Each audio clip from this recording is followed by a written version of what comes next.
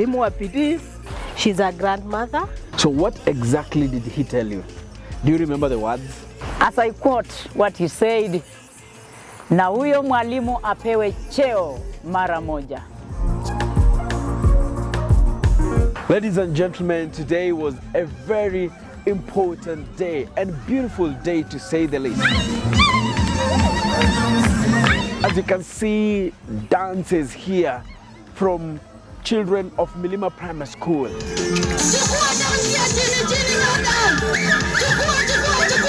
And also from teachers.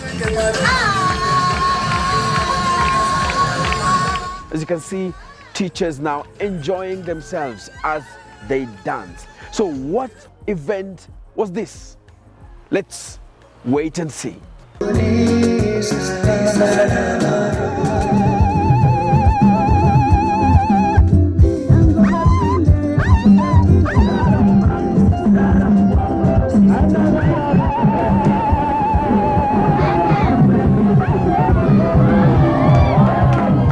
Today was a very important day to the Kenyan Historian and also to the people of Milima Primary School.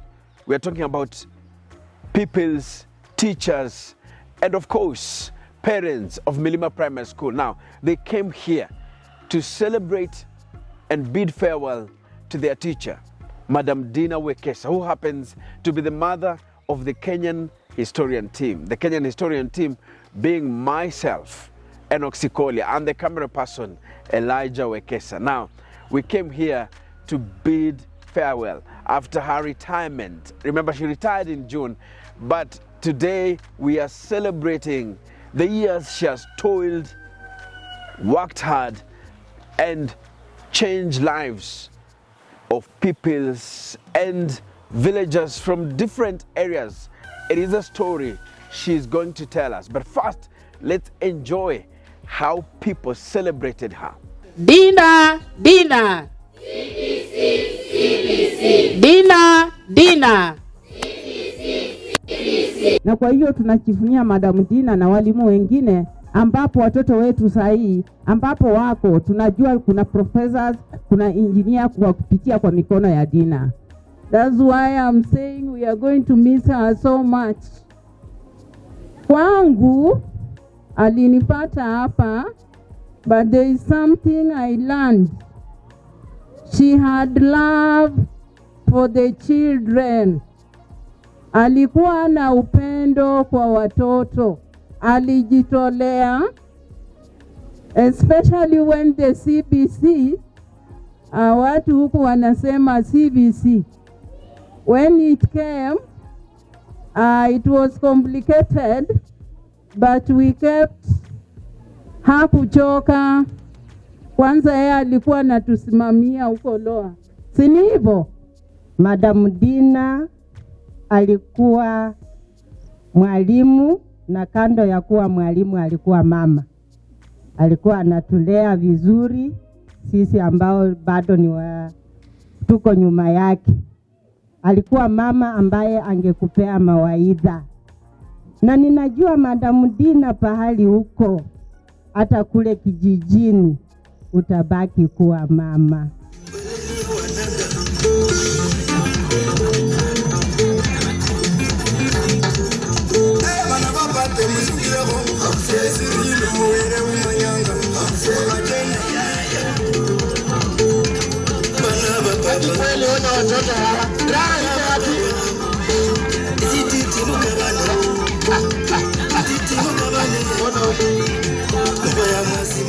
Well, Madam Dina Wekesa was also born in a family of 8, 2 brothers and 6 sisters.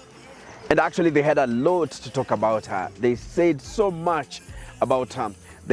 Her upbringing when she was growing up, the interactions that she had with them before she became who she has been for many, many years, for many decades, bringing up children from different backgrounds and turning them into men and women or game changers of the society.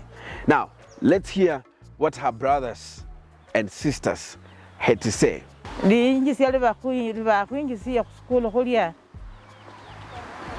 Lyakwibalile bari obuyanzi bwabakhoyekhala nende family halala nende balimu bashe bakholanga nabekasi nomwana uli neheshima nomwana uli nobuyanzi paka nende khubasomi abasomi bayasomyanga bose bamuyanza bari nomwalimu uli omulayi. Mwalimu yakhaba omwalimu mulayi khubana ata yakhaba omwalimu mubi tawe yakhaba omwalimu mulayi ata abalimu bandi bamuyanzire paka barusiye pongesi ingali ata sebeni benyire bari aritaye tawe lakini shikira makhuwa ka serikali kachirire ukholere uritayire. Hakufaulu kwenda university but kwa wakati huu alikuwa very good university material. By that time alikaa bani akaanza akaandikwa kazi kama untrained teacher. Akafanya kazi huko upande ya huko Pokoti huko Elgeyo Marakwet Kapsawari huko. Akafunza huko kama untrained teacher. Akakuja akafunza Iten. Seeing Kenyan Historian up to now, I think it's through her morals and values that she instilled into us, that is in Enoch and me, Elijah. That's why we are here. All I pray for is God gives her good health so that she can enjoy the fruits of her labor. What she has done for us, so she may live to celebrate it. She's a grandmother and a good grandmother to over 6 grandchildren. So that's also a blessing to see. Well, after the colorful or that colorful event, we had a sit down with Madam Dina Wekesa just to tell us her experience and especially being a teacher and the current events and the changes she has seen Kenya undergo in terms of the education sector. I was employed by the Teacher Service Commission as a trained teacher in the year 1984. I taught as a trained teacher in Elgeyo Marakwet in 3 schools. The first one was in Kapsawar, then I transited to Kamasia Primary, then from there I came to Chebiemit, then finally at Iten Primary School. Then from there I transited to a Regi Teachers Training College in the year 1988. What are the things that you remember when you served as an untrained teacher far away from your homeland? I found that Elgeyo Marakwet people were very much friendly to teachers. So much so that anytime they could call in, anytime they could serve you with what you do not have, because as a trained teacher, you know, so many challenges, you do not have enough money, you do not have what here and there. But these people were very much welcoming, they were very much concerned about, especially we untrained teachers. They also realized that we did not have enough money, and therefore they could supply us even with the chicken. They could give us some these warus free of charge, and therefore I cherished that community. You worked as a trained teacher and partly as a trained teacher during the reign of retired President Daniel Arap Moi. How well do you remember him? And also you taught in his region. Did you ever meet him or interact with him? In fact, before I was employed with the Teacher Service Commission, I used to serve as a parent association teacher. I had been employed by the parents in a secondary school, and it so happened that His Excellency, the late President Daniel Toroitich Arap Moi, happened to come to the school where I was teaching, and therefore we had to entertain him so much, so that he got very much impressed, and said I should be employed with immediate effect. So what exactly did he tell you? Do you remember the words? As I quote what he said, na huyo mwalimu apewe cheo mara moja. So when he was told that I had not been employed, he said, na ajiriwe mara moja. Why you were then employed? Immediately, I received a letter posting me to Kamasia Primary School as a TSC teacher with TSC membership number. And you are not trained that time? I had not been trained. That is the time I was employed as a trained teacher. Teaching is a world-known career because you transform lives. But for you personally, I would love to know if you taught for the sake of earning a salary, or is it a profession that you really loved and embraced? When you see the learners you are bringing up excelling, you feel yourself you have done a great job. You feel you have at least modeled someone.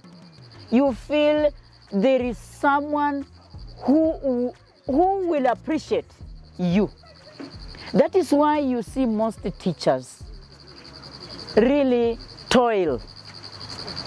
They go down to see that the children they are handling at least pass. I, for one, I have been toiling very much. I have been toiling to see that my children, the children I handle in class, excel. And I've produced, in fact, very many graduates. And I'm proud of that. What is your message to current teachers and those who are aspiring to be teachers like you? Many young people have feared to take teaching profession. Indeed, teaching profession is not a bad profession. It is a good profession. Teaching profession keeps you updated in current events, keeps you ever on toes. New knowledge, you get new knowledge every now and then. It's unlike other professions where you just specify in one area. Teaching profession, you are a teacher, you are a doctor, you are a magistrate, you are everything. Therefore, a teacher is an all-round person, is an all-round professional. So it is not a profession that you should be shied away. I encourage them to come up and take teaching. I encourage them, when you enter teaching profession, love it. Once you love it, the teaching itself comes. Once you love it, you will love your learners. Once you love it, your learners will love you. And once you love your learners and your learners love you, you enjoy the work. So teaching is an enjoyable profession.